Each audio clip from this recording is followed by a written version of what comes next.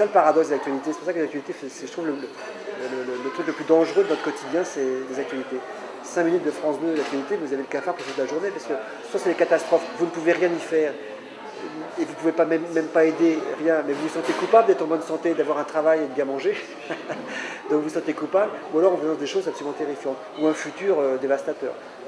Vous voyez, donc, et ça, je trouve que c'est un vrai poison, ça frilorise les gens beaucoup. On cherche à expliquer.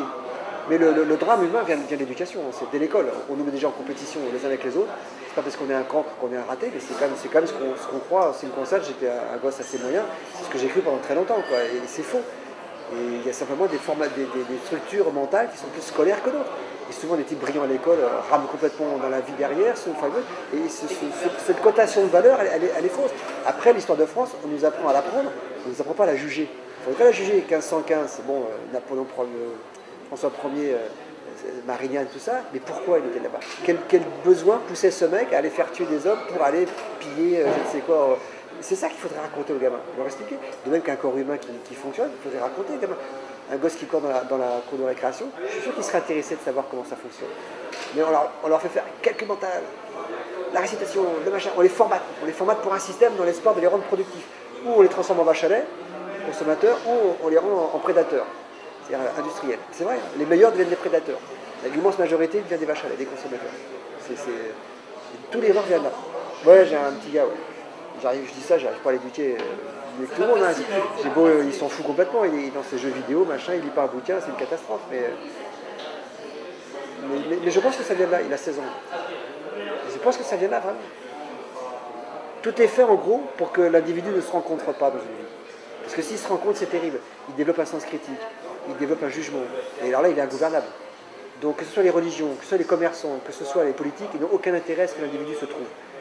Donc dès l'âge de 2 ans, l'enfant, en théorie et statistiquement, est devenu un consommateur. Si en plus on peut leur coller une religion dessus, c'est parfait. Vous voyez, moi j'étais chrétien, il a fallu que l'époque soit ce qu'elle est pour que je me débarrasse de cette religion, que je n'avais pas demandé. Pourquoi on baptise un enfant? Pourquoi on lui fait faire attendons qu'il ait 20 ans, qu'il ait un esprit critique. Enfin, j'enfonce des portes ouvertes, hein, je m'en excuse, mais c'est vrai. Ces 3 valeurs dominantes, eh ben, elles font un mal de chien, l'individu n'est plus lui. Voilà, sans même se rendre compte, il est assujetti à des règles. Un mec qui est religieux, qui sont des religieux, c'est une catastrophe. Vous voyez, voilà. Bon, voilà. Après ce brûlot audiovisuel que je viens de livrer, voilà. Pas forcément négatif, je pense qu'il y a du bonheur à prendre, mais il faut justement se méfier beaucoup des autres, de l'environnement, de ceux qui dominent, de ceux qui parlent, ce que je suis en train de faire en ce moment d'ailleurs. Il faut se méfier de ces gens, il faut se méfier, il faut cultiver son soi. Quoi. Voilà. Voilà. Donc il y a plein de choses positives à prendre, surtout qu'une vie c'est court, je pense qu'avec un peu de bol, je mourrai avant que les vraies catastrophes n'arrivent, mais j'espère que ça pourrait durer un peu dans mon gamin, ça serait bien aussi, parce qu'il y a vraiment des choses sublimes, mais il faut être très méfiant. L'éducation, finalement, c'est la méfiance des règles, c'est la méfiance de ce qu'on nous apprend. Voilà, c'est la vraie éducation, l'éducation de l'autodidacte. La vraie éducation comment dire, affective des gens qu'on aime, c'est de leur apprendre à se trouver eux-mêmes. Voilà. Et donc à ne pas écouter forcément ce qu'on dit, y compris l'école, même si il faut un peu de réussite scolaire pour pouvoir avoir une place dans ce monde-là. Mais c'est plein de nuances, hein, mais toutes les tragédies qui existent aujourd'hui, ça commence à l'école, je suis absolument certain. Il y a un bouquin de Laborie qui s'appelle L'éloge de la fuite, je ne sais pas si vous avez vu ce cas, qui a un manifeste sur le comportement humain qui est extraordinaire. J'avais découvert ça avec Gaspard Noé sur Réversible. Il m'avait dit tu devrais lire ce bouquin que j'avais lu. Et du coup j'ai lu toutes les œuvres de Laborie, dont un film avait été fait, d'ailleurs Mon oncle d'Amérique. Il raconte ça très très bien. Les bonnes nouvelles, on les a jamais. Vous voyez, moi à titre personnel, je m'étais frité avec un mec de France 3 à la télé sur le vilain. On a parlé que de ça. Le mec m'a fait revenir 15 jours après pour refaire l'émission avec lui en direct après avoir vu le film. Personne n'en a parlé. Ils s'en foutent. Ce qui les intéresse, c'est que les mecs qui se cassent la gueule. C'est rigolo, hein. Et effectivement, les informations, c'est une mise en scène d'une drame permanente. Puis permanent, hein, quand vous avez le câble, vous avez les chaînes de câble LCI, machin, etc. C'est permanent.